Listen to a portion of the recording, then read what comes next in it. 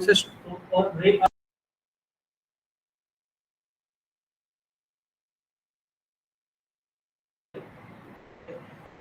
uh, Good morning to you all. Once again, welcome back for the last day of this faculty development program, Atal sponsored faculty development program organized by Bundelkhand Institute of Engineering and Technology, Jhansi, Uttar Pradesh.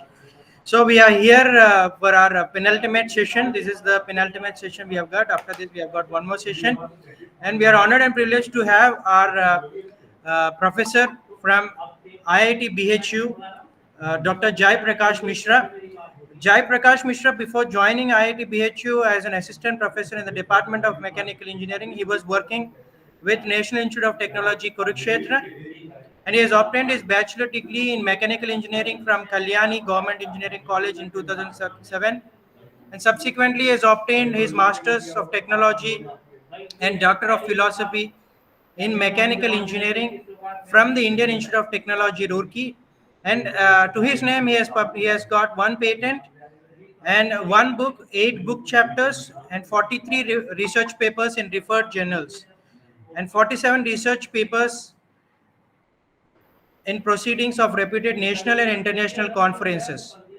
Dr. Mishra is currently managing on one research project sponsored by SCRB New Delhi, 4 PhD theses, 6 MTech dissertations, and 5 BTech projects. He is presently supervising 6 PhD students. The research interests of Dr. Mishra include machining science, advanced manufacturing processes, advanced joining techniques, optimization techniques, and he is also reviewer of several reputed international journals. Dr. Mishra has delivered several expert or invited lectures in several reputed institutions and chaired technical sessions in prestigious conferences.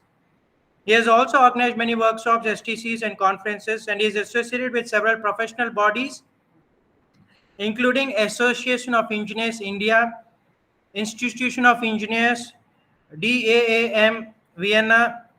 In 2018, he was awarded the Young Engineer and Young Scientist Award by Institution of Engineers and Venus International Research Foundation.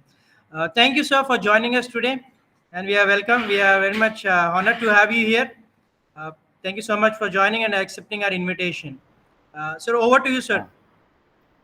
Very good morning, and thank you for the nice introduction. So I'll take a minute or two to share my slides, and then I will start. Okay.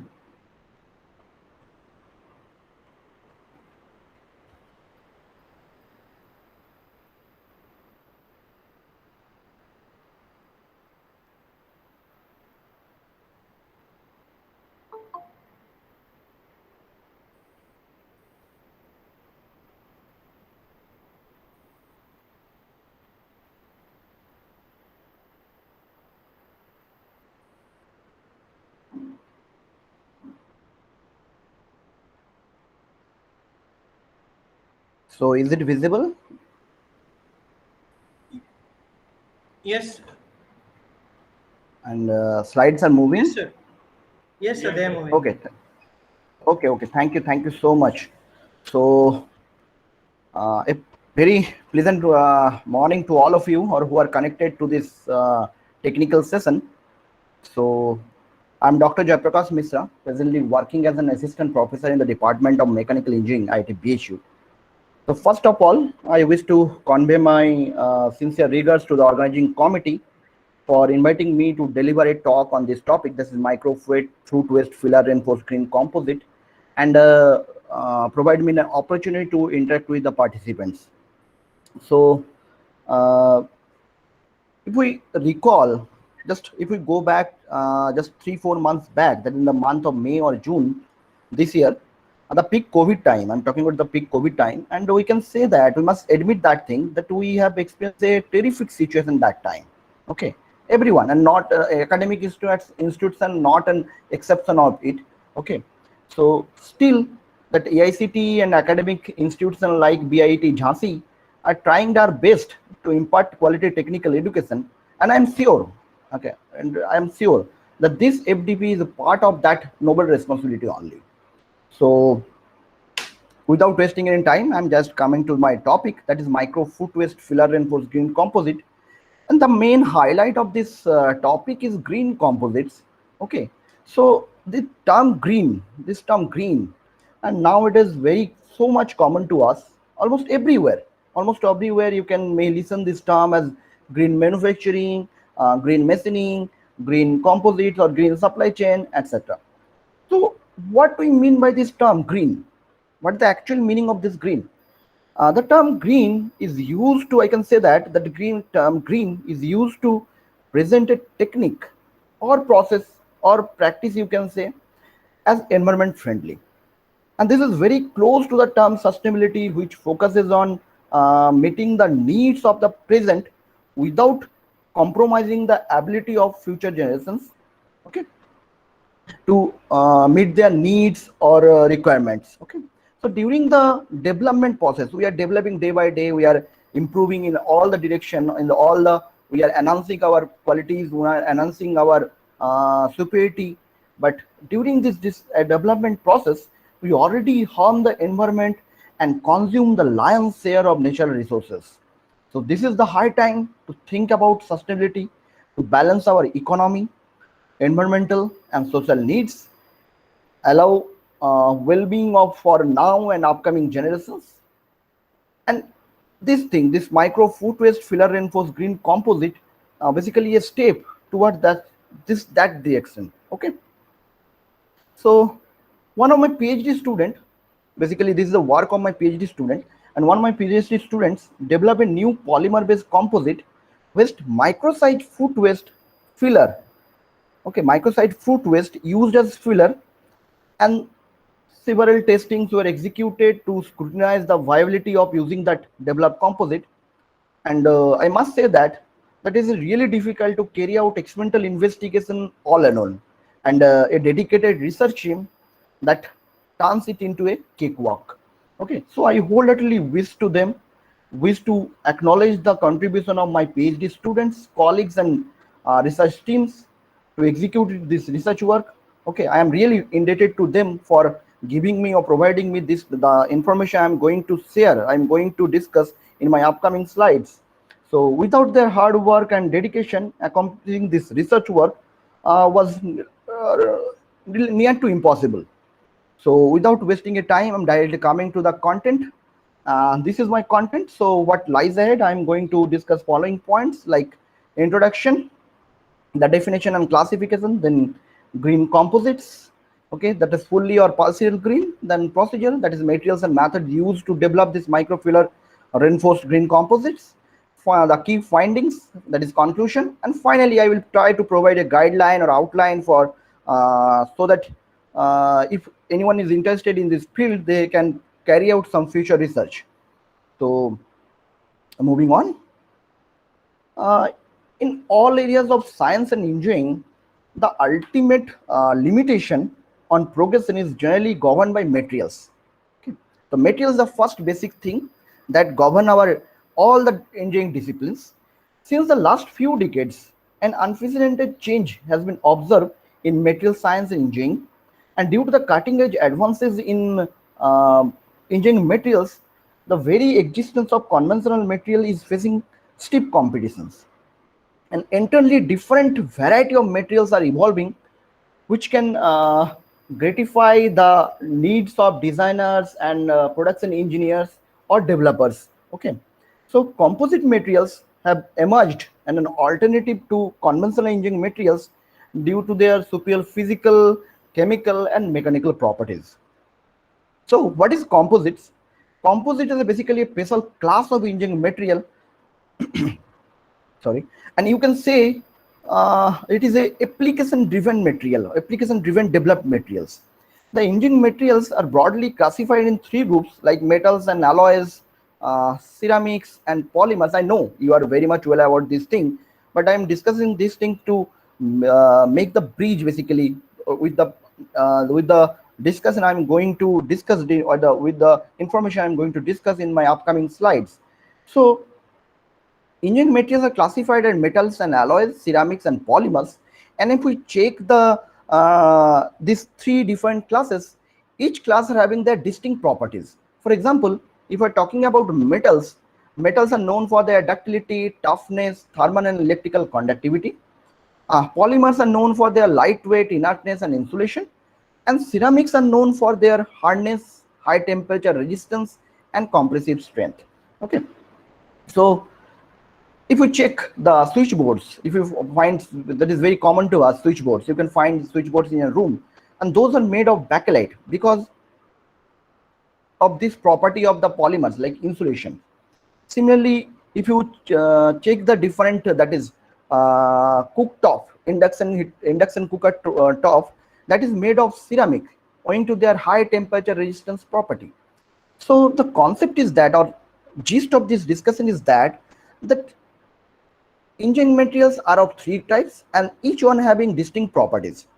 Now, if we wish to mix the property, then we must go for composites. We must go for composites. For example, a simple example of this composite is RCC, or you can say reinforced cement concrete, that is used to develop our buildings, build our buildings. Okay, so concrete, that is basically containing the concrete, and steel bars, or that is in our language it is known as or called as saria. Okay, so that concrete improves the compressive strength, while steel bars or saria enhance the tensile properties. If we consider another example like plastics are basically lighter in weight, but if we talking about the strength of plastic, strength is not up to the mark. So glass fiber or carbon fiber can be reinforced to improve the mechanical or strength properties, and thus we can obtain a material with higher value of strength to weight ratio. And hence these composites, this reinforced plastics, carbon reinforced plastic or glass reinforced plastics, are replacing metals for many applications like auto sectors, or in spacecraft, or in sports goods. So I can say, or I must say this thing, the composite material is basically a heterogeneous mixture of two different phase materials combined in a certain proportion, leading to improved properties than the parent material. Okay, so this unique material consists of a continuous phase that is called, that is known as matrix, and a discontinuous phase or dispersed phase that is called as reinforcement. Okay, so reinforcement are in one of these forms, like fiber, it may be particles, or it may be flakes. And on the basis of form, the developed composite can be termed as fiber reinforced composites. If it is fiber, its reinforcement are in the fiber form. Particulate reinforced composite, if it is in the particulate form, or flex reinforced composite, if it is in the reinforcement are in flex form. Okay, so the basic concept of this matrix and reinforcement is that the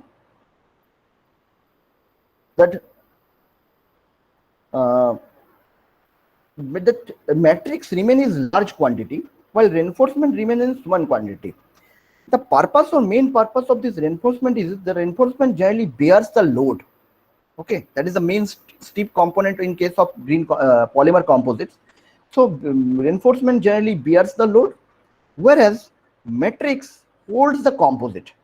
Matrix holds the composite together in addition to transferring the load to the reinforcement. Okay, transferring the load to the reinforcement. So if we try to simplify the concept of mixing, okay, or hybridization during composite, we can say that in case of composite, the mixing is heterogeneous and at macro level. Okay, let us consider a simple example. If we add a spoon of salt or sugar with water, a glass of water, to develop or to produce a glass of salt syrup or sugar syrup.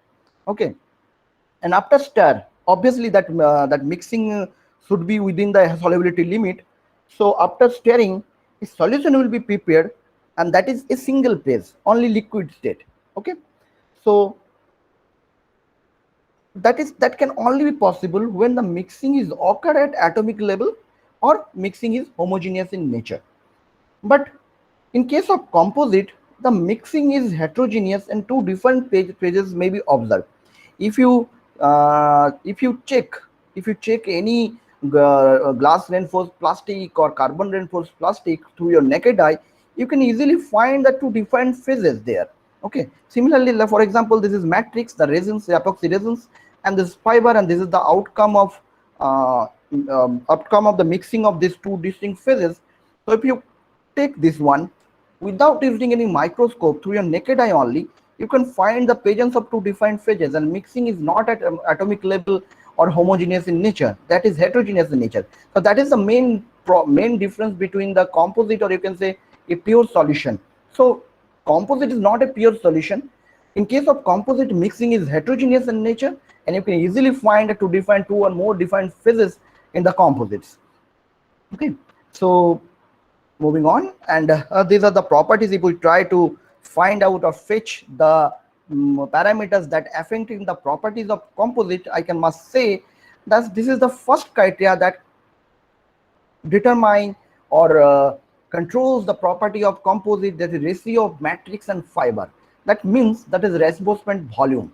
Okay, so whether 5% reinforcement, 10% reinforcement, or 15% reinforcement, and if you check, or if you develop three defined composite with 5%, 10%, and 15% reinforcement, and if we go for any mechanical testing or some metallurgical testing, we will definitely find some other properties or different properties in 5%, 10%, and 15% reinforced composites.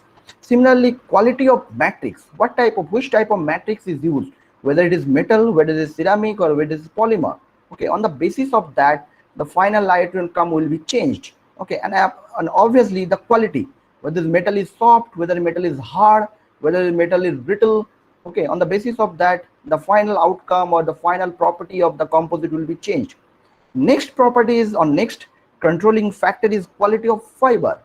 Okay, whether it is synthetic fiber or whether it is natural fiber.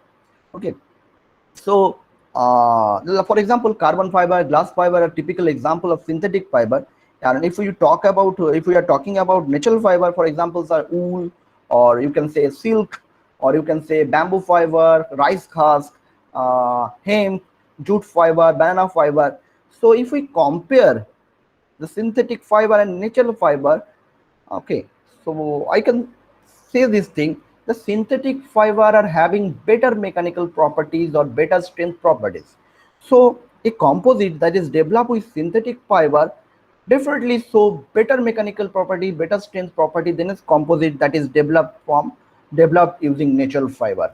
Okay, next property is bond, that is the basically bonding, and that is reinforcement process and bond strength.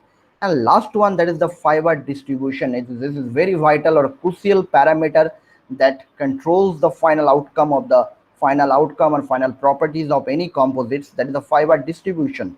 Okay, or you can say in place of fiber, you can say reinforcement distribution. It may be aligned, may be random, or may be open set. Okay, so on the basis of that, the property may change. Okay, so moving on, and now coming to the classification. So this composites on the can be classified on the basis of matrix and basis of reinforcement. Okay, so on the basis of matrix, I say this composites can be classified as metal matrix composites, ceramic matrix composite, and polymer matrix composites, where, for example, in case of metal matrix composites, metals are used as matrix. In case of ceramic matrix composites, ceramics are used as matrix. And in case of polymer matrix composites, polymers are used as matrix. Okay, so if we try to check the typical applications of this classification, I must say in case of metal matrix composite, aluminum, magnesium, or copper are used as matrix, while alumina or silica can be used as fiber. In place of fiber, it must be in place of fiber, it should be reinforcement. Okay, so reinforcement should be alumina or silica. And typical application of this metal matrix composites are aerospace industries, automotive industries. Next is ceramic matrix composites, and matrix are made of or prepared of L2O3 or silica, different type of basically ceramics. Okay, and reinforcement are alumina, SiC or Si3N4. And we all know that ceramics are known for their high temperature resistance capability, okay, and for their high melting point, and therefore ceramic matrix composites are found their typical application in the field of jet engines. Okay, and last one, that is polymer matrix composites, that epoxy or polyester or PLA are used as matrix. Okay, so either thermoset or thermoplastics both can be used as matrix in case of polymer matrix composites. Okay, so glass, graphite or carbon fiber can be used as reinforcement, and typical applications are automotive industry, sports industry, or like table tennis rackets or lawn tennis rackets are now made fabricated through this polymer matrix composites. Okay, so in place of this glass and graphite, we can go for other natural fiber like or green fiber, you can say, like rice husk, banana or leaf, banana fiber, jute fiber. Okay, uh, wool, silk. Okay, so that is polymer matrix composites. So this is the classification on the basis of matrix, that is a continuous phase. Similarly, the composites can be classified in the basis of reinforcement also. Okay, so on the basis of reinforcement, these composites can be classified like this. So on the basis of reinforcement, composites are classified in different classes, and here in this slide you can see the classification of composites on the basis of reinforcement. Okay, so the previous one on the basis of matrix, and this one on the basis of reinforcement. So composites are classified as continuous fiber, then particulate reinforcement, and short fiber or whisker fiber. Okay, so whisker, this is were not well about this term. I'm going to discuss this thing, that whisker are basically tiny needle shaped fiber. Okay, and that aspect ratio ranges from 100 to 10,000. So you can understand the size. The aspect ratio ranges up to 100 to 10,000. I'm repeating this thing, 100 to 10,000. Okay, and it is almost defect free. Okay, it is almost defect free. That is the main beauty of these whiskers, and therefore they possesses these whiskers possesses very good strength, good mechanical properties. So, and therefore it is used for high structural applications, or structural, mainly for structural application, but obviously it is associated with high cost. So we have to wisely chosen this thing for the manufacturing the composite or for preparing any product. Okay, so this continuous fiber can be unidirectional,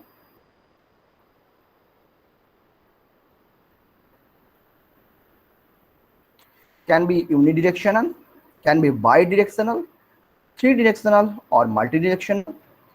Similarly, short fiber and whisker reinforced composite are further classified and aligned and random. Okay, and this randomness may be in a single plane, maybe randomness lies in a single plane, that is planar, or maybe in 3 dimensions, that is distributed in 3 dimensions, and that is called as 3D. Okay, so this is the classification on the basis of reinforcement. And now moving on, and among different classes of composite, whether it is metal reinforced composite, whether it is metal matrix composites or ceramic matrix composites, polymer matrix composites have proved to be a vital material in both structural and non-structural applications.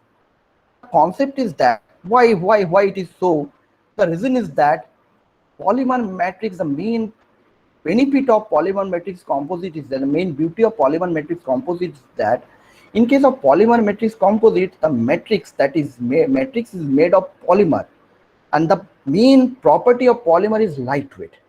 So we are always looking for some lightweight structure, because like if we are talking about aerospace structure or automotive structure, they're always looking for high strength to weight ratio to improve the fuel efficiency. Okay, therefore this polymer matrix composites basically finds a great application in different domain, and nowadays they are replacing the metals itself in very number of applications.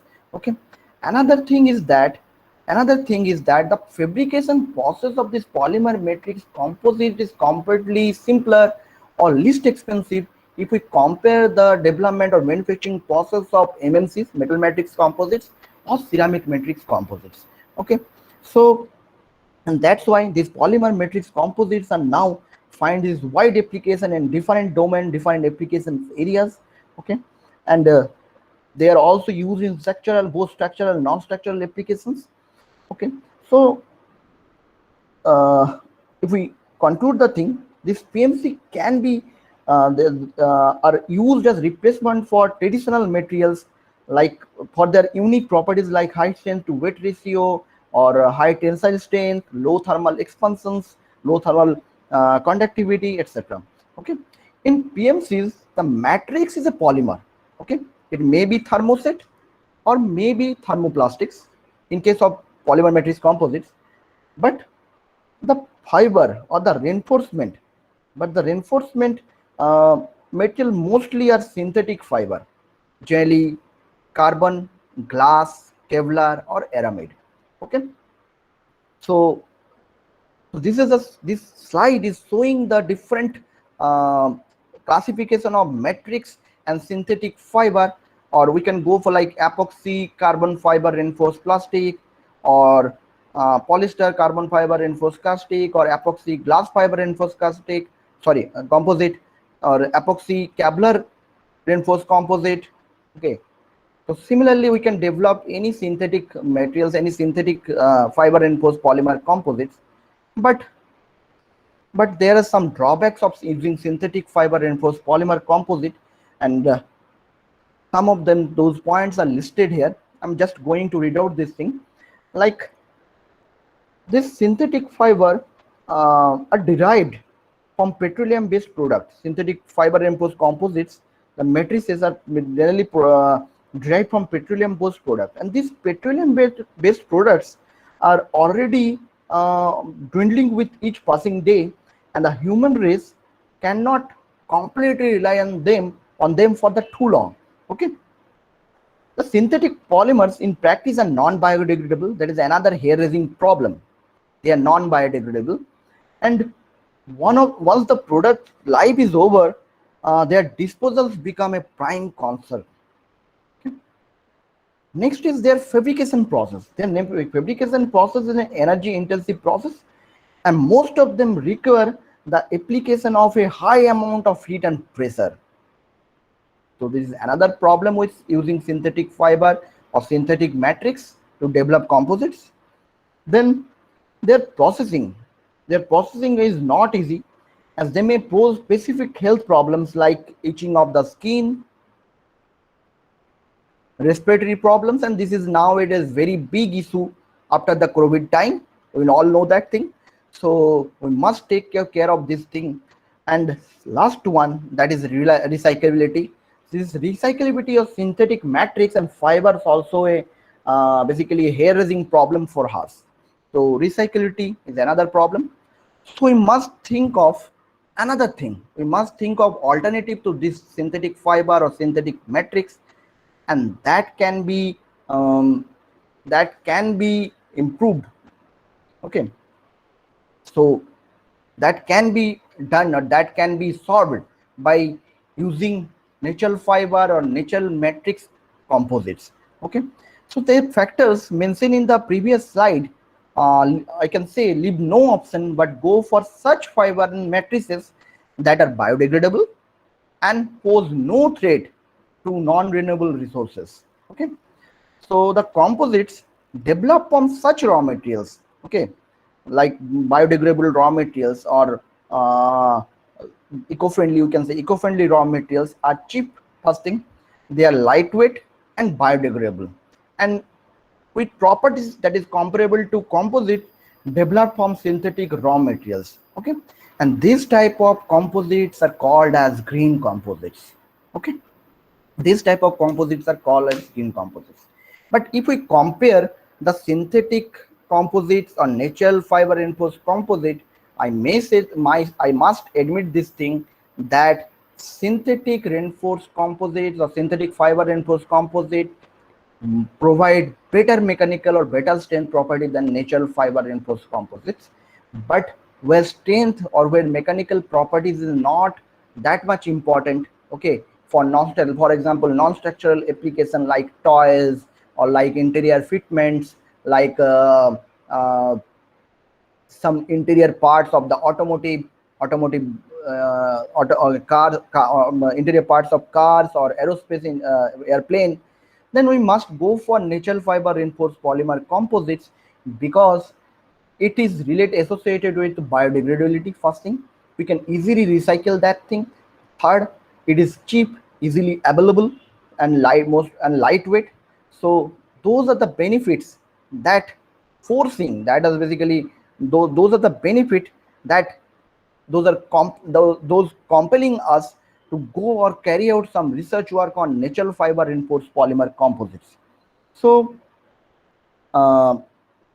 green composites are the ones in which various natural fibers like jute, or you can say kapok, basalt, banana, sisal, hemp, flax, cotton, etc., used in combination with matrices derived either naturally, like PLA, polylactic acid, polycyclic benzenoid, okay, PBH, or synthetically derived matrix like polypropylene, ABS, polyethylene, PVC. Okay, this, although these are synthetically derived, but these are biodegradable or these are recyclable.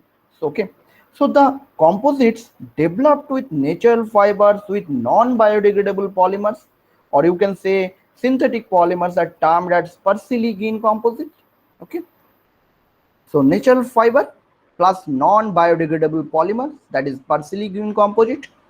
Second one, that natural fiber, second approach is that natural fiber and biodegradable polymer,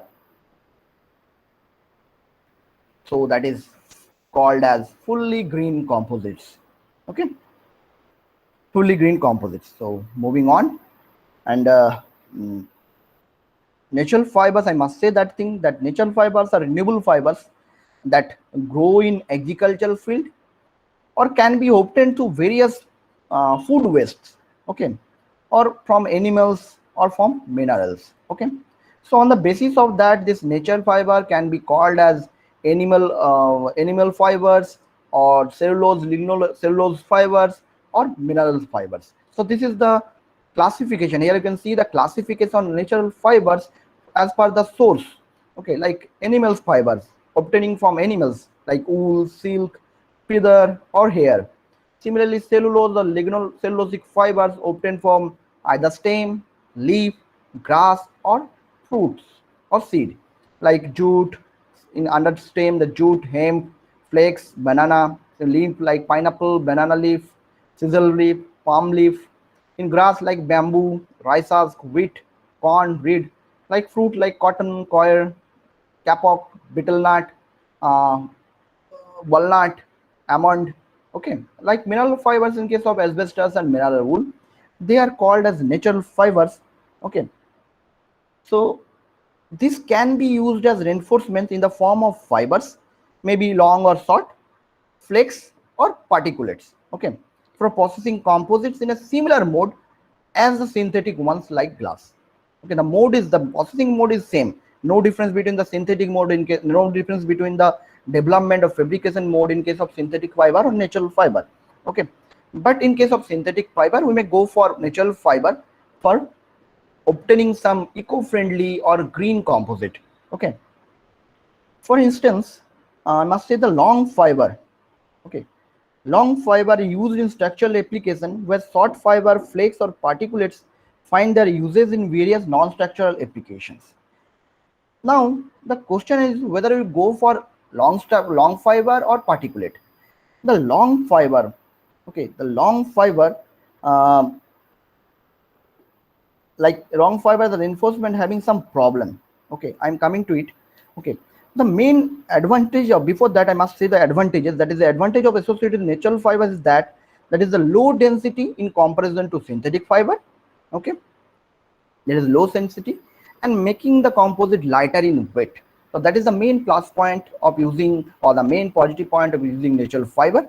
But it is also associated with a drawback or limitation. The drawback, the main problem, that the problem associated with most natural fiber is that they are hydrophilic in nature, which means the absorbing moisture, okay, from atmosphere or from the working environment, and swelling is highly expected. Okay, this hydrophilic nature of natural fiber can be controlled by treating them with various reagents like sodium hydroxide, sodium chloride solution, or sodium bicarbonate solution.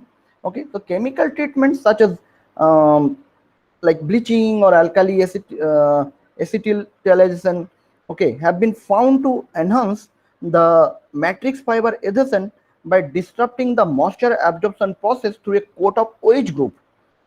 Why it is required, I'm coming to it, that fibers are basically, natural fibers are hydrophilic, while the if you are using synthetic polymer, sorry, synthetic matrix like epoxy, that is hydrophobic in nature.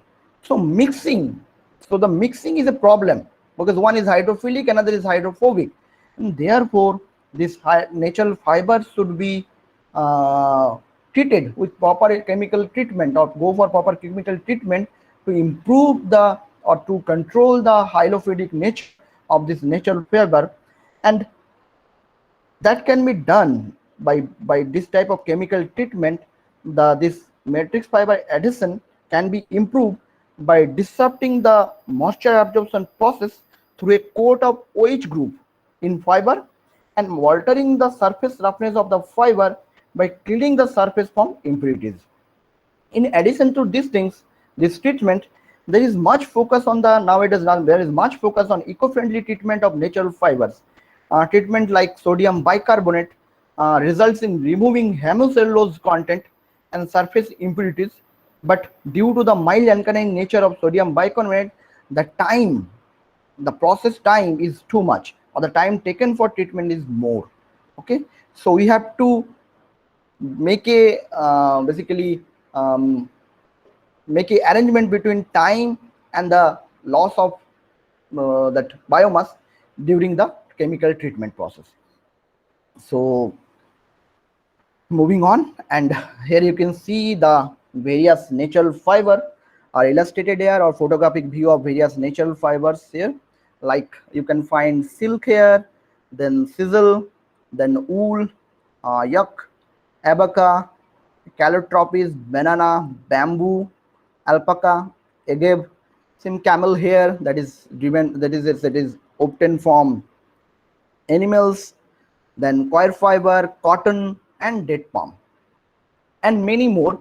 And few are listed here, few are showing here, but this list is basically you can find, if you go either if you go for googling this thing, you will find 100 or more than 100 200 names in this list. So some of them are listed here, which are commonly used to develop natural fiber reinforced composites. Okay, so now coming to the application, why we are talking about this green composites or natural fiber based composites.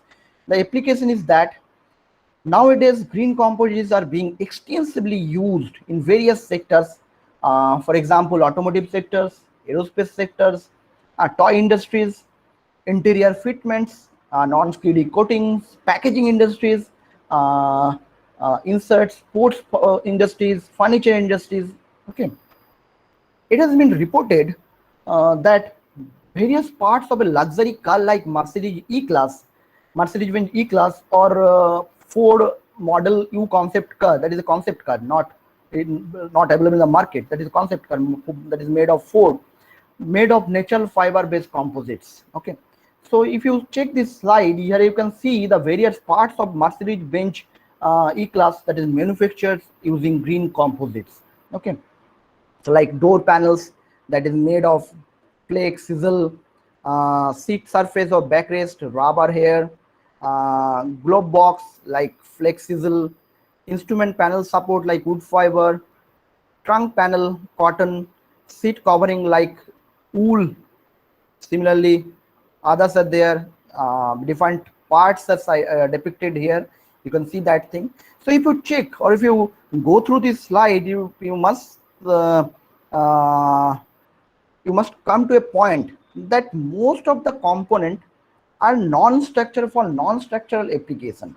Okay, not for use for non-structural application, and that is the main issue with green fiber or natural fiber composites, that the mechanical properties or strength properties are not very high or on the better side if we compare it with the synthetic fiber composites. But for non-structural application, it is very good because it is cheap. You can easily find this flex, seeds or wood fiber. Okay, it is low cost. Almost you can find it in the free of cost. Okay, rubber here like coconut fiber or banana fiber, you can find it in free of cost. So that is cheap, first thing. Then low weight. So we can go for developing defined green composite using natural fiber, but obviously mainly for non-structural applications. But for structural applications, still synthetic fiber are on the better side. Okay, so moving on. So despite of several application of this green composite in various fields, some limitations also go hand in hand, and such as the biodegradability issue that needs to be addressed to propose for fully 100% bio-based products. Moreover, I must say this thing, the comparability issue between the natural fiber with synthetic resins or synthetic fiber with bio-based natural resins also need to be addressed. Okay. Another key hindrance is that is related to developing such composites at the lowest possible cost without much compromise in the properties. Therefore, this fabrication of natural fiber-based composites and its viability study needs proper attention or proper care. Okay, so I am converging my discussion towards our own study. So before going into the final objective of my study or my PhD students' research work, I must say that a comprehensive literature review has been executed to scrutinize the sources of carbon fiber, glass fiber, and natural fiber. And here you can see that in case of carbon fiber, the main production house is US, that is 53%. In case of glass fiber, it is also US, that is 50%. But in case of natural fiber, it's really amazed me that the major producer of natural fiber is India in our own country, and that is 35% of the total share that is manufactured or developed in our own country. So that it means that in our country, that is having a plenty of scope for development of natural fiber based composites. So we can fetch this thing, we can tap this, we can easily tap this benefit, okay, of huge source of natural fiber to develop defined natural fiber reinforced composites. So moving on, and it is a summary of epoxy or natural fiber composites or study of epoxy or natural fiber composites. So it is observed that since last decade, a number of partially green composites are developed in our country using epoxy as matrix and different natural fibers as reinforcement.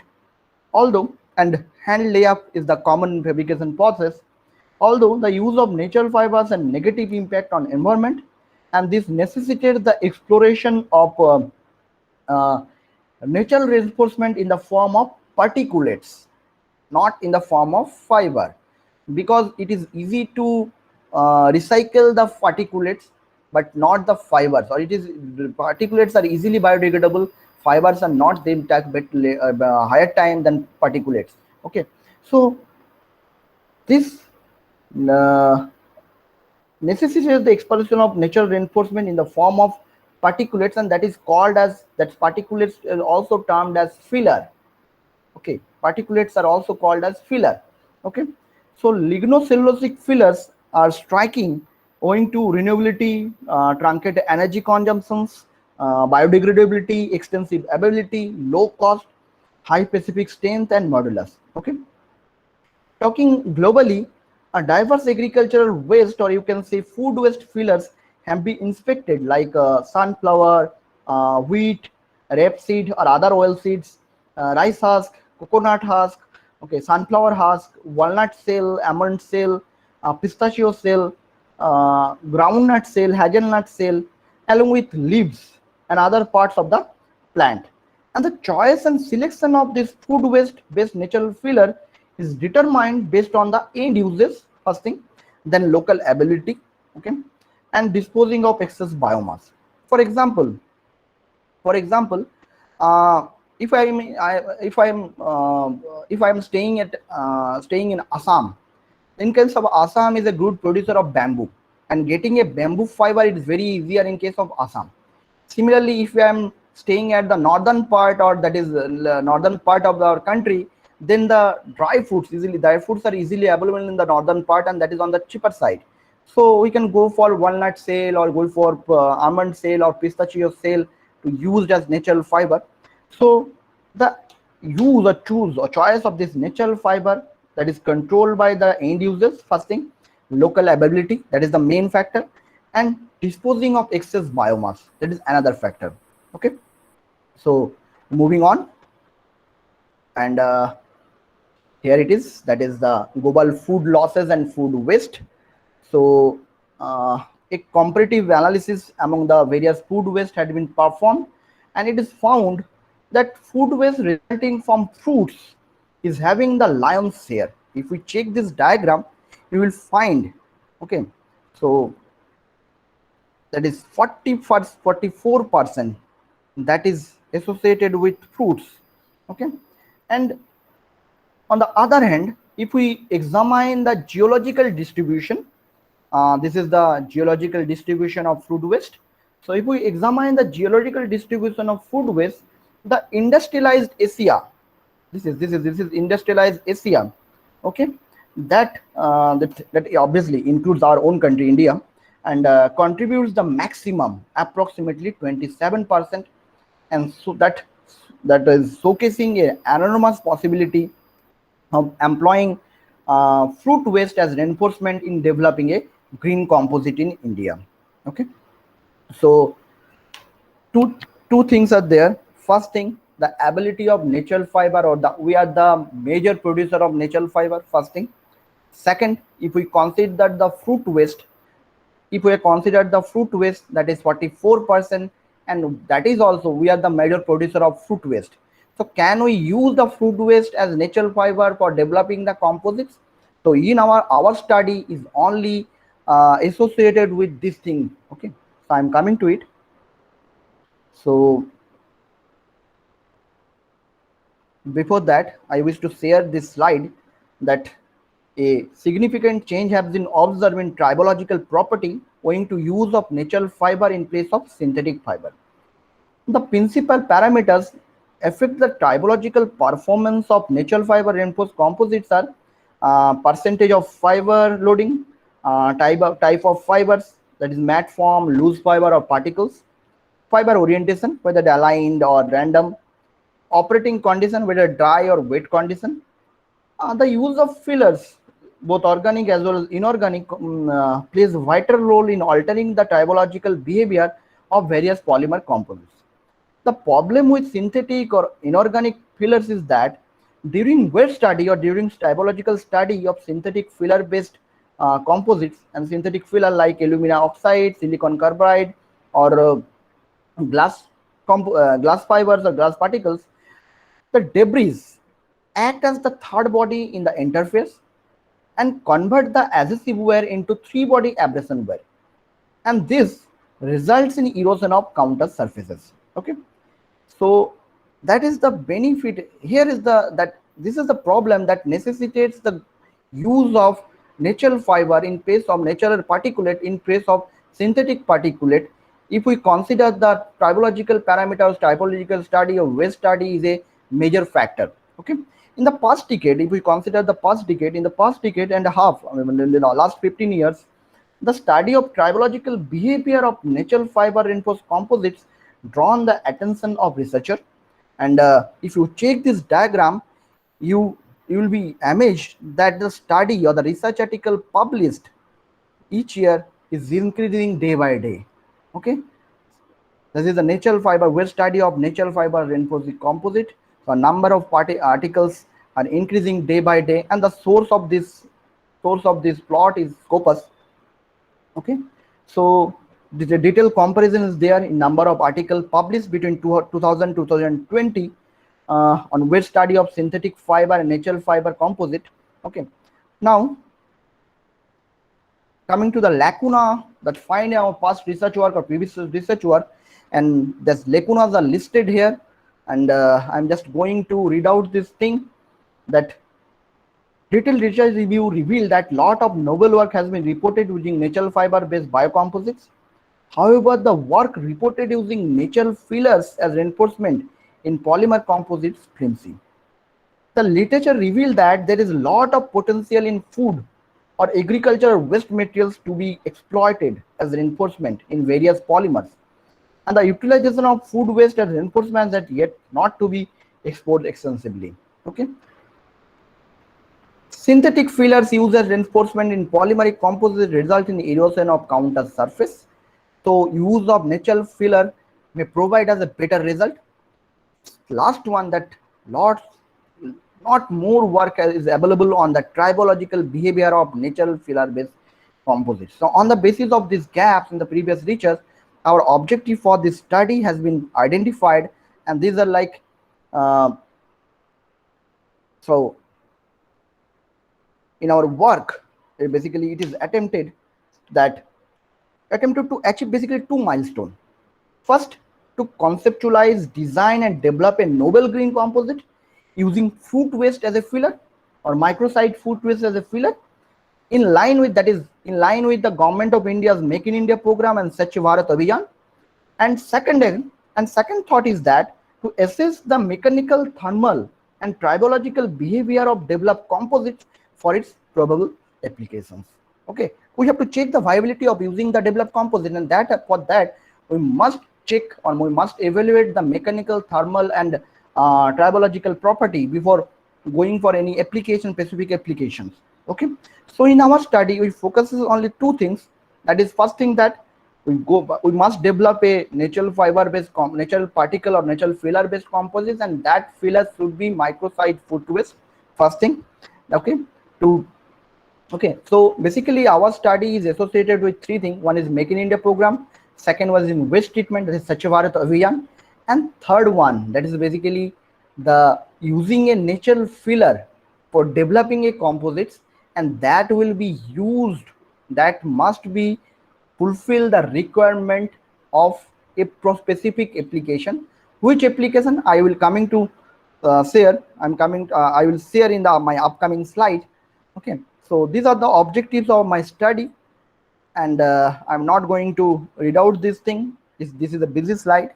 Okay, just take a look of this thing. And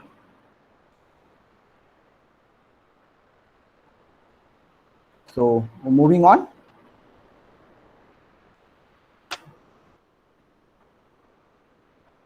So in our study, our research work, a fruit waste, okay, a fruit waste, that is Citrus limata peel, or you can say Mosombi chilka. So Mosombi chilka was utilized as a microfiller with PLA, that is polylactic acid, and epoxy. PLA is basically thermoplastics in nature, epoxy is thermosetting in nature, to develop micro fruit waste filler based green composites. And our research work was accompanied in 4 phases mainly. In phase 1, the green composite micro fruit waste filler based green composites was fabricated, and feasibility study was executed. So fabrication and feasibility study, first phase. In second phase, we perform the mechanical, thermal and thermomechanical and morphological study of developed composites. Okay, after that, in the third phase, effects of CFL particle size we vary the particle size of CLP filler, okay, CLP filler, and develop defined composite with varying the CLP particle size. And we checked the effect of CLP particle size on physical, thermal, and mechanical properties. And last phase, that is, we perform our wear behavior study to check the viability of developed composites in applications. Okay. So in this research, citrus limiter filler was utilized with PLA of grade 3052D. This is the basically our trade name, and epoxy, with an epoxy grade LY556, okay, to to develop micro fruit waste filler based polymeric composite or green composite. The CLP filler, if we check the CLP filler, the CLP filler contains crude fiber in high amount, and that is near about 18%, approximately 18%. In addition to oil holding capacity of 6.82 mil per gram and water holding capacity of 2.26 ml per gram. Okay, before using any natural fiber, we must check two things. This is what oil holding capacity and water holding capacity. This will give you the idea of whether the natural hydrophilic property of the natural fiber, and we must take care of this thing if you are going for using synthetic resins or synthetic matrix to develop the composites. Okay, so the citrus limiter fruit, if we check, if we take a Mossambi or citrus limiter fruit, that citrus limiter fruits accounts for citrus juice, and which is hardly about 40 to 50%. Okay, if you visit any fruit juice stall, you will find most of the citrus limiter fruit come out as fruit waste. Okay, so the juice contents, citrus limiter fruit contains only 40 to 50% as juice of the total weight of the fruit, and a large amount of byproducts such as seeds, then peel and pulp, that contains near about 60% of the weight of food, and that goes at fruit waste. Okay, so now that part, so we tap that thing, we tap that benefit of 60% waste. Okay, and wow, this CLP or citrus limiter peel, and not only citrus limiter peel, along with seed and along with pulp, are used to develop or to manufacture CLP particulate. Okay, how it is possible, I am coming to it. Okay, in my next slide, different stages or different steps are highlighted to prepare the CLP filler. Okay, so CLP or citrus limiter peel was collected from the local fruit juice shops, and that is basically at free of cost. The CLP was then washed under tap water to remove the superfluous material or any dirt or any like stone chips or soils. Okay. The clean CLP was then dried in natural sunlight for 4 to 5 days to get rid of its moisture. Sorry.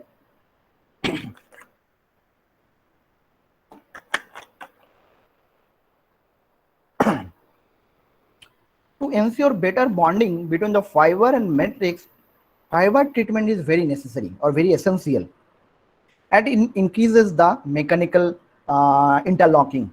Okay, the increase in mechanical interlocking is attributed to increased surface roughness and several reaction sites by increasing the cellulose on the fiber surface.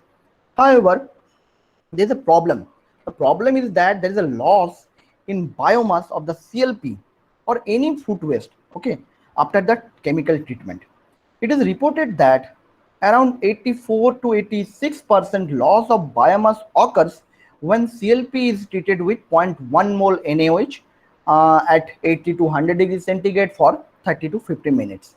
Therefore, treatment with NaOH was avoided in our case to prevent the loss of biomass, because loss of biomass results in loss of mechanical properties, the loss of strength properties of the particulate or reinforcement. Therefore, in our case, it was avoided, and CLP was washed with distilled water to get rid of any dirt and impurities. It was again dried in oven at 60 degree for 10 hours, okay, in an oven, and the thoroughly dried CLP was then crushed in a grinder to obtain the powder form of CLP in micro size. Okay, when we did this work, when we performed this work, that time we are not having the facility of ball mill. Okay, if you are having a facility of ball mill, you can go for you can go for ball mill for crushing the CLP CLP citrus limita peel to manufacture the CLP fillers or CLP particles or powder in, convert it into powder form. But in our case, that time we did not have that facility, ball mill facility, and we simply used a domestic grinder that we commonly used in our kitchens, okay, to produce the powder or convert the CLP citrus limita peel into powder form. Okay, and after that, after getting the powder, after getting converting into powder form, that CLP peel particles were then passed through a 710 micron sieve to obtain CLP of uniform size. Okay, passed through a sieve to get filler of required size. So the concept is that if you are having ball mill facility, my suggestion is that you must go for ball mill to get a better or very fine size of CLP particles. Okay, and in our case, the size is on the micro side. If you go for nano size particle, that will definitely provide you better outcome, better mechanical properties than micro size particle. Okay, so moving on, and now coming to our study, actually experimental investigation or experimental testing.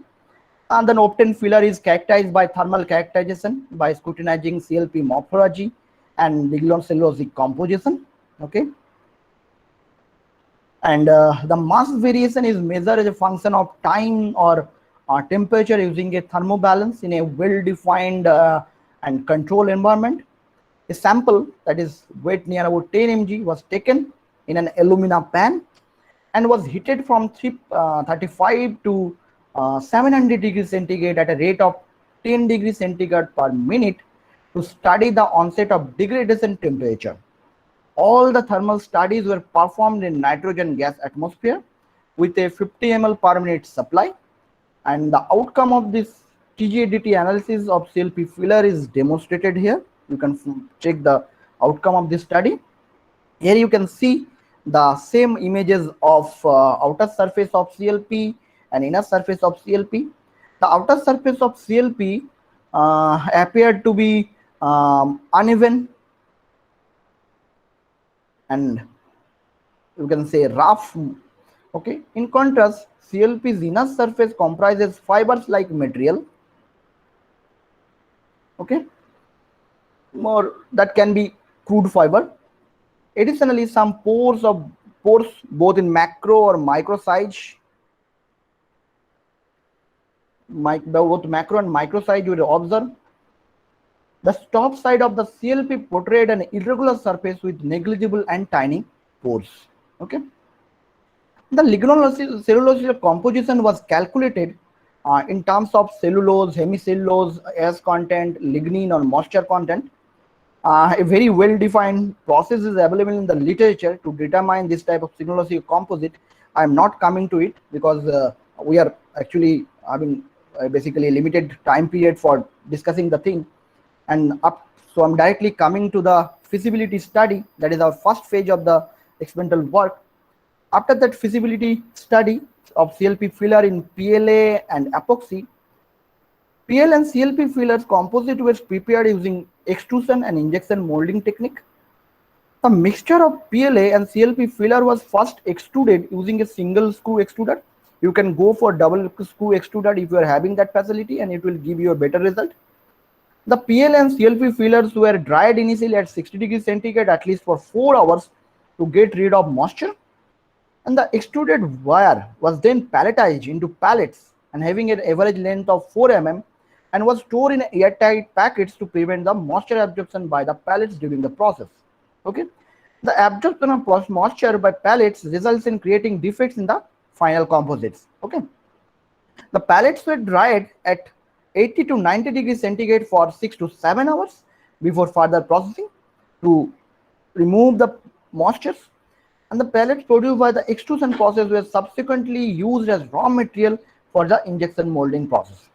The injection molding of the extruded pellets was accomplished with the help of an injection molding machine, and that is we take the help of IT Roorkee facility for performing this fabrication process, and for that I am wholeheartedly convey my thanks to the IT Roorkee and mechanical department of IT Roorkee and Professor Inderdeep Singh for providing us this facility.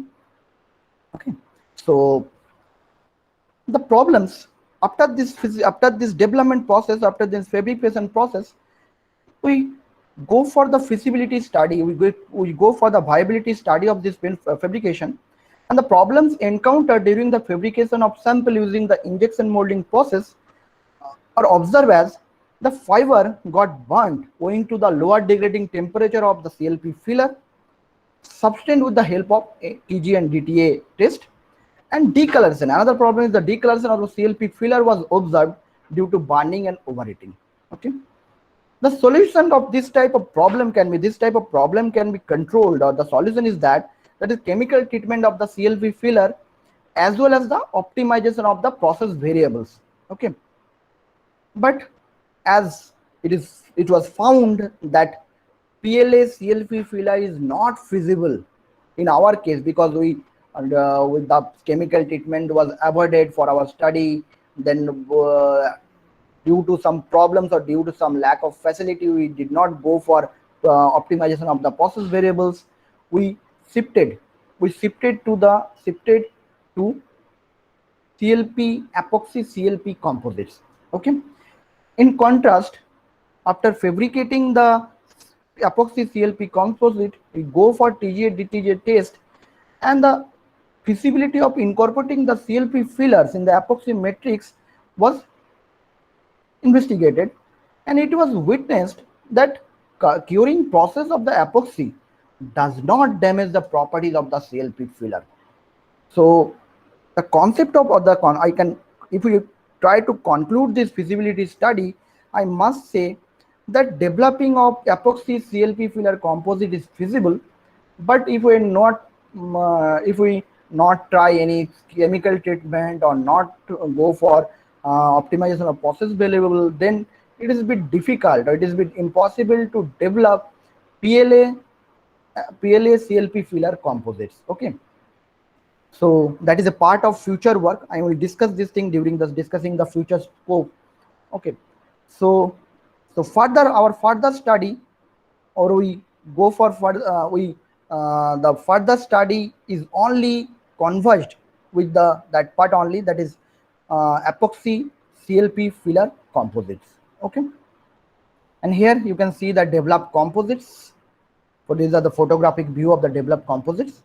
So moving on, as PLA CLP filler composite was now found not feasible, epoxy CLP filler composite will develop with varying percentage of filler. Okay, that is 5%, 10%, and 15%. And here in this slide, you can see the optical micrographs of developed composites, and distribution of fillers in epoxy matrix is also visible from the micrographs. Now coming to the mechanical characterization. Okay, and these standards were followed to perform tensile, flexural, and impact and shore hardness testing. For example, ASTM D3039 for tensile testing, and here D stands for plastics. If you go for metals, you will find it is as E92 or E8. E stands for metals. So D stands for plastics. So flexural tests were carried out as following D790, D2240 standard. ASTM standard was utilized for harness testing. D256 ASTM standard D256 was utilized for impact testing. Okay, and now take a look of this slide. the specimens holding during tensile testing, then fractional testing, fractional loading of specimen, and failed tensile specimens are illustrated here. So these are for epoxy plus 15% CLP filler. Now coming to the tensile behavior or our actual finding of our study.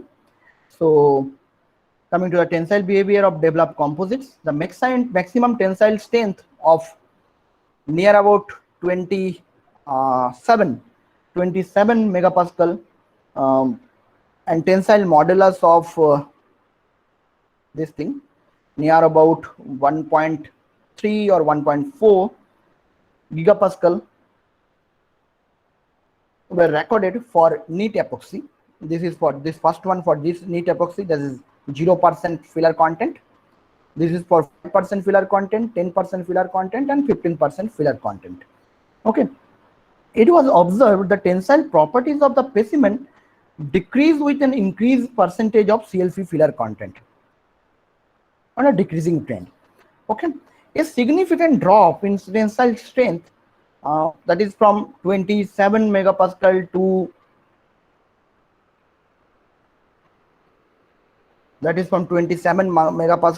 20, let's say 20 megapascal, and tensile modulus from 1.4 gigapascal to 1.1 gigapascal were witnessed for epoxy CL filler composites with 5% filler content compared to neat epoxies. However, this change is found marginal among different epoxy CLP filler composites. If we compare this thing, the change is marginal. This change is marginal. Okay. So the reason is, firstly, it can be because of the filler size, which though is small and uniform, but still of micro size. Okay. However, the mechanical properties can be enhanced by applying nano fillers in place of micro filler. Okay. So it is better to go for nano filler in place of micro filler, but developing nano filler is really difficult. Okay. If you're having the proper facility for converting the CLP or peel into particle form, then you must go for nano filler in place of micro filler, and I'm sure that it will provide far better result than our study. Okay. Second reason is that the decrease in tensile strength and modulus is attributed to the hindrance in the cross-linking of polymeric chains that caused by the fillers. And thirdly or lastly, the fillers and the epoxy matrix are considered stress concentration sites and leading to the rapid failure of developed natural filler-based composites under loading. Okay. And here the outcome of the fractional behavior. Fractional study is illustrated here. You can find the outcome of the fractional study and fractional strength and fractional modulus for neat epoxy, 5% filler content, 10% filler content, and 15% filler content. Okay. It was witnessed that epoxy CLP filler composite specimens exhibit lower fractional strength in comparison to neat epoxy. Maximum fractional strength of near about 60 megapascal was observed for neat epoxy, and minimum fractional strength of let's say 35 megapascal was experienced for epoxy CLP filler composite with 15% filler content. The decrease in fractional properties may happen due to an increase in air bubbles, okay, in the matrix with an increase in the filler content, poor filler matrix adhesion strength, and agglomeration of CLP fillers in developed composites. Okay. To establish these findings, same micrographs were captured, and it was found that the developed epoxy CLP filler composites comprise of voids, okay, lots of air bubbles, agglomeration of CLP filler, okay. Then weak filler matrix adhesion was evident, resulting in inferior mechanical properties. Okay. The lower affinity between the hydrophobic matrix and hydrophilic filler leads to a decrease in the tensile and fractional properties of developed composites. Okay. The agglomeration of CLP particles is also a reason for poor mechanical properties. So here you can see the agglomeration of CLP fillers. If we check the micrographs of 5% filler content, 10% filler content, and 15% filler content, you will show lots of air bubbles and voids, air bubbles, then air bubbles. Okay. If you check this slide, it is very clear, it is very apparent that increasing amount of voids and air bubbles were witnessed with increasing filler percentage. If we increase the filler percentage from 5 to 10%, the amount of air bubble and void are increasing. And from 10 to 15, it is again increasing. Okay. So if we increase the filler content, the amount of air bubble and void are increasing, and that resulting in lower mechanical properties or inferior mechanical properties. Okay. So moving on, and here is the study of, or here is the outcome of the impact study and solar hardness study. The impact strength for near neat epoxy was measured near about 38 or 39 joule per meter, and the maximum impact strength of let's say 28 joule per meter was witnessed for epoxy CLP filler composite with 15% filler content among developed composites. Near about 36% reduction in impact strength was observed for the inclusion of CLP filler in epoxy. This decrease in impact strength was attributed to the poor bonding between the filler and the matrix, and also the hindrance in cross-linking of polymeric chains may result in such behavior. The addition of CLP filler in the epoxy matrix lowered down the stiffness of epoxy, which was also a probable reason for reducing mechanical properties of developed composite compared to neat epoxy. Moreover, it was evident that the impact strength for developed composite was enhanced with increasing filler content. If we check the previous slide, like tensile study or fractural study, the mechanical properties like tensile or fractural are going downward with increasing filler content, but in case of impact study, it goes upward, okay, with increasing filler content. The reason is like why it is so, I'm coming to it. The rigidity of CLP filler enhancing the energy absorption, and that was responsible for this type of outcome. Okay. Now coming to the soar hardness, a maximum soar hardness was recorded for neat epoxy. Okay, and minimum soar hardness were computed for epoxy CLP filler composite with 15% filler content. Among developed composite, the highest soar hardness was encountered for epoxy CLP filler composite with 5% filler content, followed by 10% filler content and 15% filler content. Here it was evident that soar hardness decreases with increasing percentage of filler content. Okay. The reason is increase in filler content in fabricated composites increase voids and air bubbles, and thus lower down the soar hardness. Okay, and it was also proven by the same micrographs illustrated in my previous slide. Okay, after these mechanical studies, we perform some thermal study or thermal behavior study. So thermal behavior of epoxy and CLP filler composites were evaluated by thermogravimetric analysis or TGA, and it was evident from TGA DTA curves for developed composites, and there was a minor loss in weight initially due to loss in moisture. Okay, and thermal degradation does not start before 300 degree centigrade. Okay, the loss in weight was observed minimum for neat epoxy. Okay, minimum for neat epoxy, and it increased with the increase in filler content. So maximum for epoxy plus CLP filler 15% filler content. Okay, so the decrease in degradation temperature was observed owing to reduction in the weight fraction of the epoxy matrix and an increase in the amount of natural filler. Okay, if we increase the filler content, obviously the epoxy content will be decreased, and that is the reason why degradation temperature, the decrease in degradation temperature was observed. Now coming to the thermomechanical behavior, and this is the outcome of the thermomechanical behavior. So I must say that it is observed there is a shift in the peak of the developed composites towards the right hand side from the peak of the net epoxy, and it suggests that even though the viscous response of the material is getting reduced, there is an increase in glass transition temperature value of all the composites with different CLP filler loading. Okay, so this shift in glass transition temperature was found to be more significant within escalation in the content of CLP filler.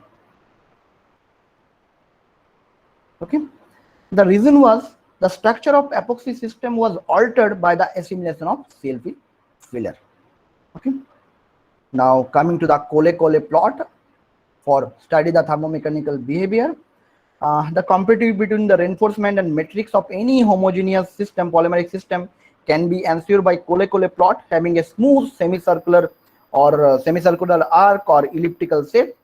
In contrast, flawed or inappropriate shapes other than semicircular arc represents non-homogeneous nature, or in other words, you can say heterogeneity and phase segregation due to immiscibility. Okay, so it is very apparent from this slide that even though the shape of curve is more or less elliptical, if you check the curve of net epoxy, it is the elliptical nature is on the better side.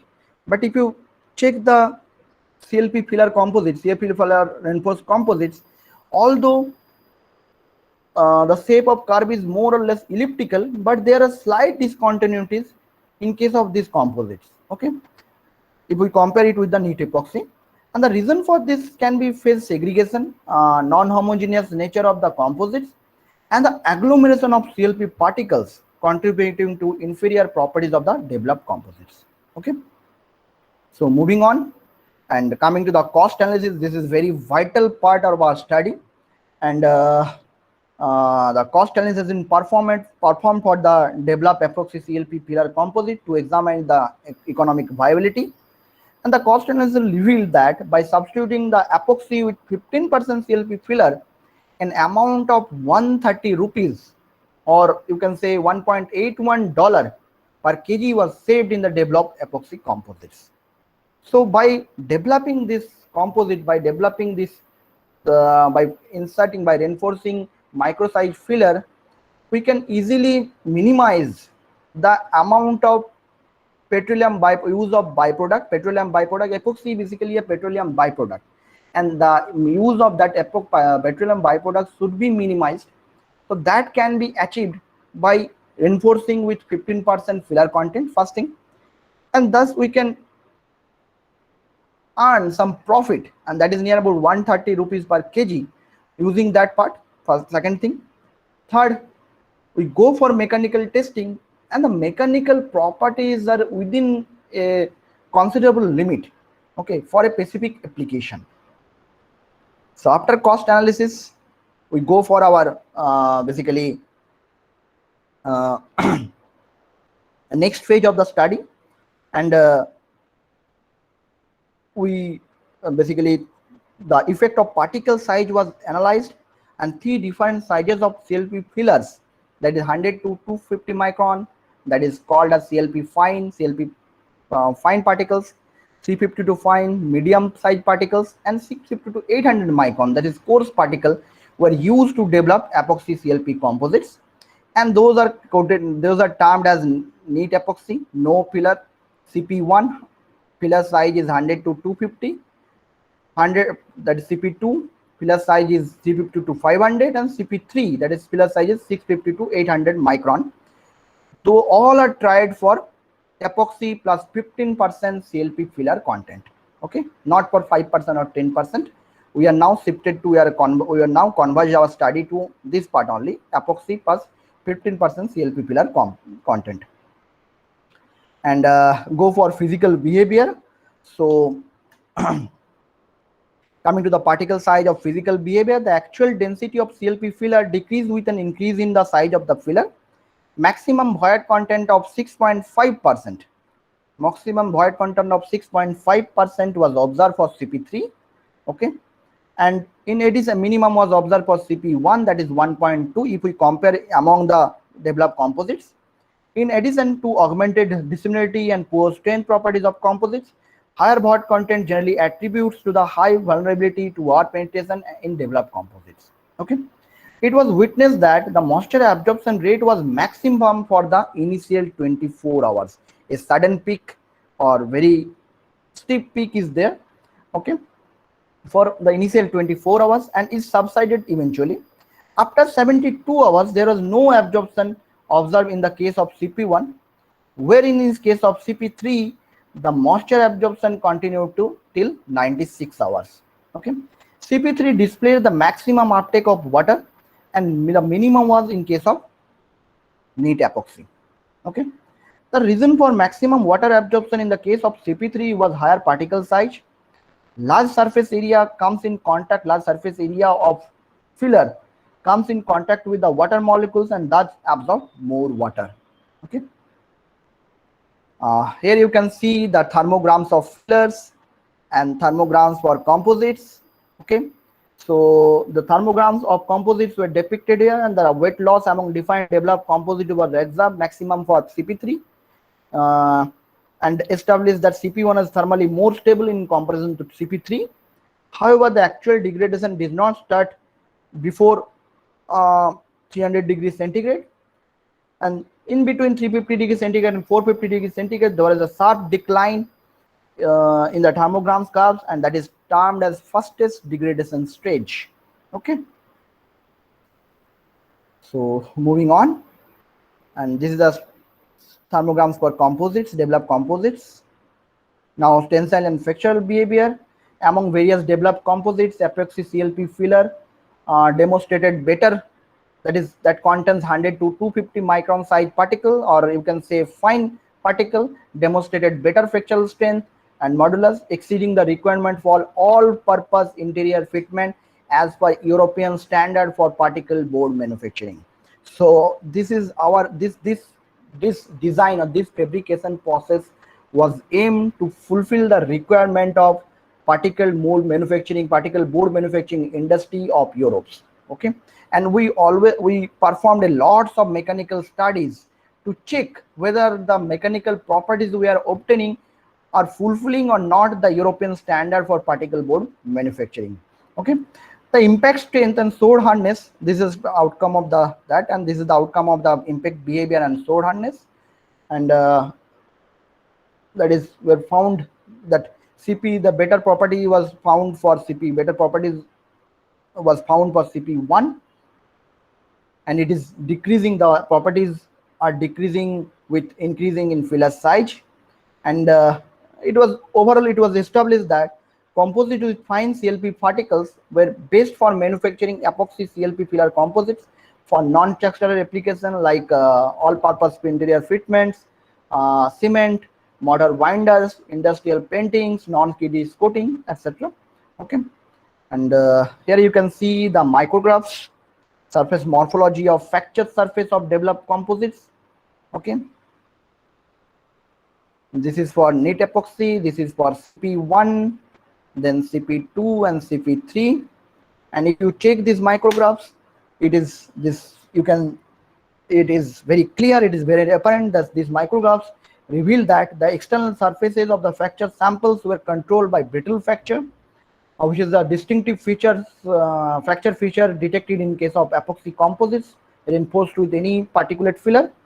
It was detected that CP3 was associated with highest level of brittleness, as the void content in CP3 was highest among developed composites. Okay, the micrographs depicted poor filler matrix interface, macro voids, agglomeration of particles, chipping out of filler,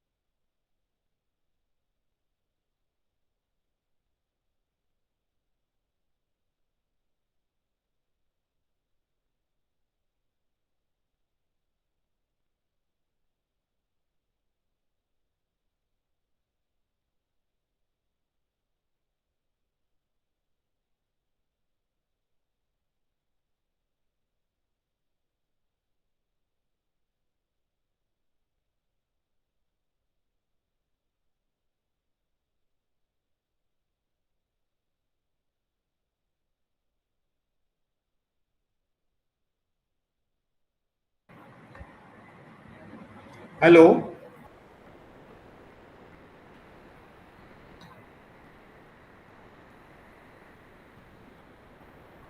Hello, JP Mishra sir.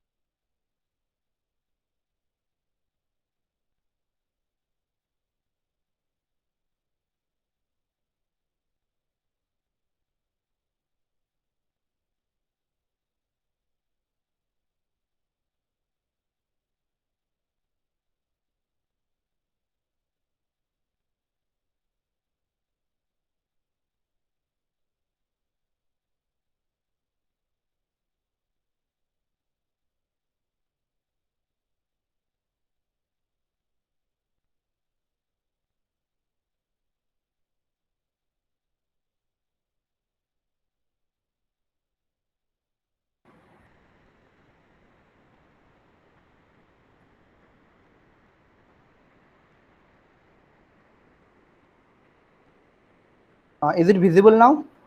Yes, it is visual. Can you help me to tell me or tell me from which side I was actually? Just this slide starts you.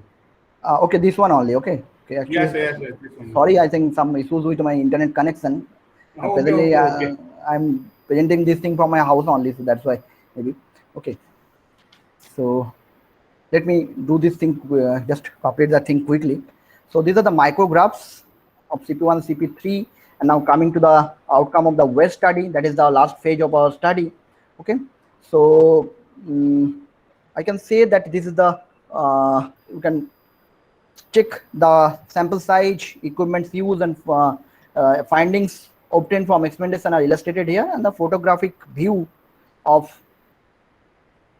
the sample prepared for WEST studies is also demonstrated in this slide. This is for CP3, CP2, P1, and NAT epoxy. This is the experimental plan used for our study. Sliding distance is 5,000 meter, and these are the sliding speed. These are normal loads. I'm directly coming to the outcome, and this is the outcome of the WEST study illustrated here. That is witnessed that incorporation or insertion of CWLP filler in the epoxy matrix considerably improves the wear properties of developed composites, and the well loss and the friction coefficient for developed composites were observed increasing in CLP filler size, and normal applied load as the smaller particle size of CLP filler was associated with comparatively lower void content owing to better miscibility of matrix and filler. And this is for interface temperature, and these are the micrographs that is showing the outcome of the WEST study. This is for NAT epoxy, This is for CP1, this is for CP2, and this is for CP3. And I must say this thing that it was evident that from the same results that wear mechanism of both neat epoxy, whether it is neat epoxy, whether it is CLP filler and post composite, the wear properties or wear behavior was controlled by three mechanisms, mainly microcracking, pit formation, and debris formation. And it was established that neat epoxy, when incorporated with CLP filler, demonstrate better wear properties. Okay, and this is for wet tracks and worn out surfaces. This is very vital slide, or this is the comparative chart showcasing the real status of our research finding. Very lucrative value was obtained for fractional strength and fractional modulus. Okay, and for epoxy CLP filler composite, that is having 15% microfiller, 15% micro size CLP filler. Okay, and particle size is 100 to 200 micron, that is fine particles. Okay, this value can be improved if we go for nano size filler in place of micro size filler. Okay, so this is the standard of, or European standard for interior fitments, and this is our result. So you can find that it is near about 4 to 5, almost 5 times in case of fractional strength, and it is near about 3 times in case of fractional modulus. Okay, and now coming to the summary of my discussion. So this is a very busy slide, and we already discussed these points. So without going through this slide, I'm directly coming to the concluding remark. This is for phase 1, phase 2, phase 3, phase 4, and this is concluding remarks. So, and concluding remarks are like feasibility of using citrus limit appeal particulates as filler to develop epoxy CLP composite is established. Mechanical properties obtained are well within limits of frictional strength and modulus of products used for general purpose and interior fitment as per European Committee for Standardization. Use of waste material in developing epoxy CLP filler composites reduces the percentage of petroleum based products. Okay, so we are using 15% CLP filler content. That means we are minimizing the use of 15% usage of epoxy, which is a petroleum byproduct, and ensure proper disposal of waste material. We are using fruit waste, okay, fruit waste as our filler. So that is a disposal of, that is a ensure proper disposal of waste material, contributing to green manufacturing. Okay, so I already told this thing that our study or focuses on the basically two direction of our government of India. That is, one is Make in India and another is Swachh Bharat Abhiyan. So we are trying to develop something to fulfill those things, fulfill those two ideas of our Honorable Prime Minister of our country.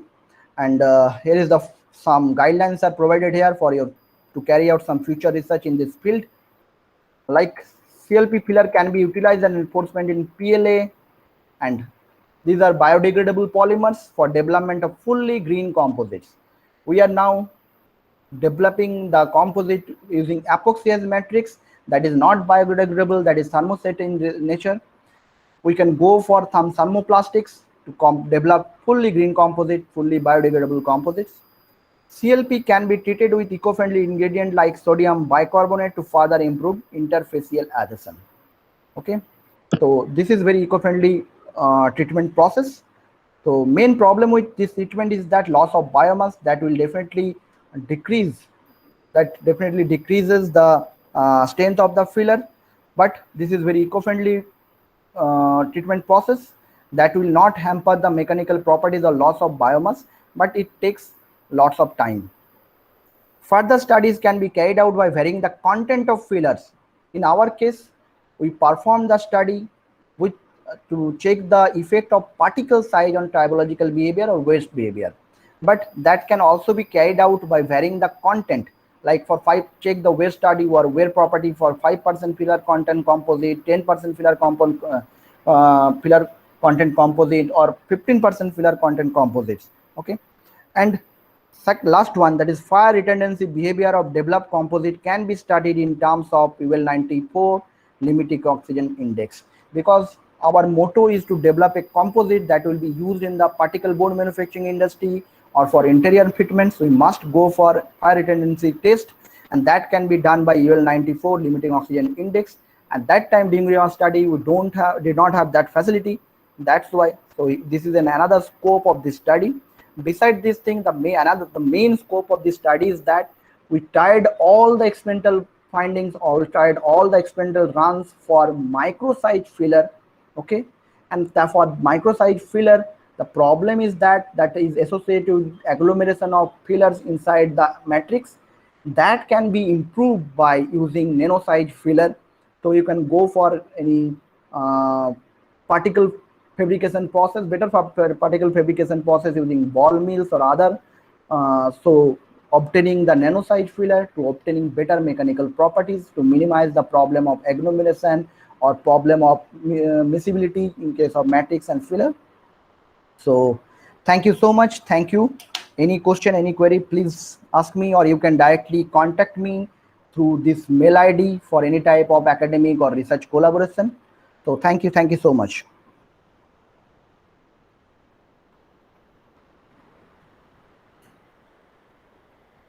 Any question from participants?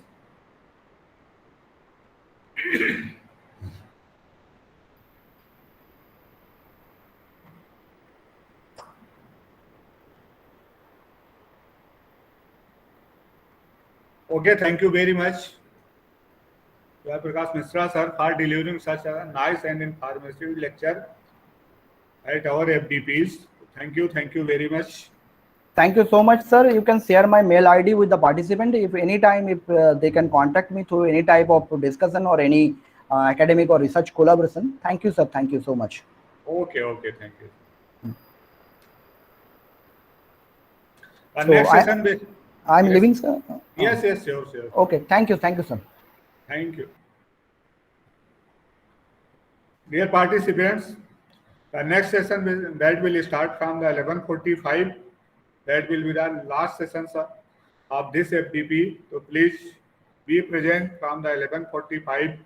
And there is also important information. The valedictory function basically that will be from the 4 o'clock at the evening. So all participants are requested, please join the valedictory function at the 4 o'clock. And before that, there will be the test from 2:15 to the 3:45. The Google form basically that will be shared at the WhatsApp group at the 2:15. And all of you are requested to submit your responses please before the 3:45. If you have any query regarding the test, regarding the attendance, please you may ask.